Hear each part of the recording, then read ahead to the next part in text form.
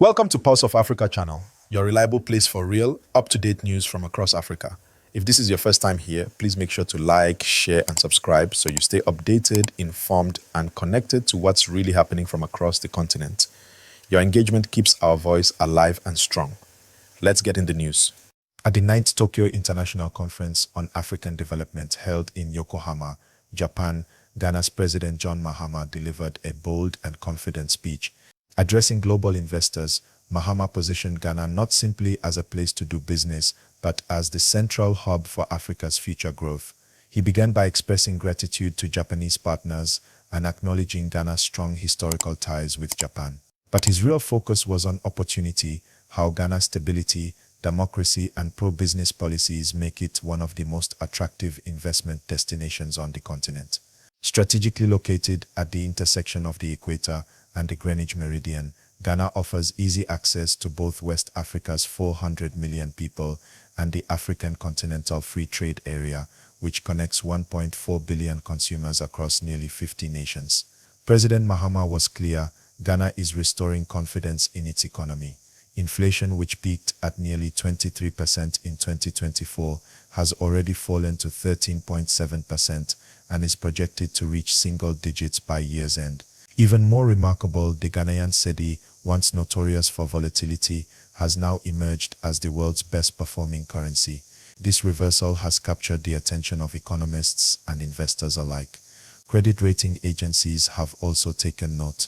Ghana, which previously languished in junk status, has been upgraded to B with a stable outlook. The president expressed confidence that continued reforms and improved macroeconomic indicators will trigger further upgrades in the near future. To complement macroeconomic recovery, Ghana is also revising its investment laws. President Mahama highlighted revisions to the Ghana Investment Promotion Center Act, specifically eliminating minimal capital requirements that had previously discouraged smaller investors. This move is designed to make entry into the Ghanaian market easier and to reduce the barriers that international businesses face. The message is clear: Ghana is open for business, and it is actively removing obstacles to ensure investor confidence. Mahama pointed to specific sectors where Ghana has clear comparative advantages and where foreign partnerships could be transformative. Japanese companies like Toyota and Honda already operate in Ghana. The president urged further collaboration in assembling vehicles not only for the domestic market, but also for the broader sub-region. With vast arable land, a favorable climate, and access to irrigation from Lake Volta, Ghana is primed for agricultural expansion. Agro-processing and textile production are central opportunities, particularly as Ghana benefits from low US tariffs and privileged EU market access. The nation is scaling up its gas-to-power strategy, turning newly discovered natural gas fields into reliable fuel for thermal power plants. As part of the West African power pool, Ghana can also export electricity to its neighbors, making it a regional energy player. Infrastructure is a cornerstone of Ghana's pitch to investors. The upgraded MPS port in Tema now ranks among Africa's best performing, capable of receiving the world's largest cargo vessels. Ghana's air transport systems and road networks are also improving, designed to make the country a natural logistics hub for West Africa. This infrastructure expansion aligns with the government's $10 billion Big Push program, which aims to modernize the country, strengthen its industrial base, and position Ghana as both a manufacturing and export hub. Beyond traditional industries, Ghana is preparing its workforce for the digital age. With a young English-speaking population, the country is rapidly advancing in robotics, artificial intelligence, and fintech. The Ghana Investment Promotion Center has pledged to fast-track investor approvals with a 24-hour turnaround time. President Mahama framed this as part of Ghana's broader goal to create an enabling environment for digital transformation, entrepreneurship, and innovation. Mahama emphasized Ghana's openness to public-private partnerships and blended finance options, particularly in the Volta River Authority Economic Corridor.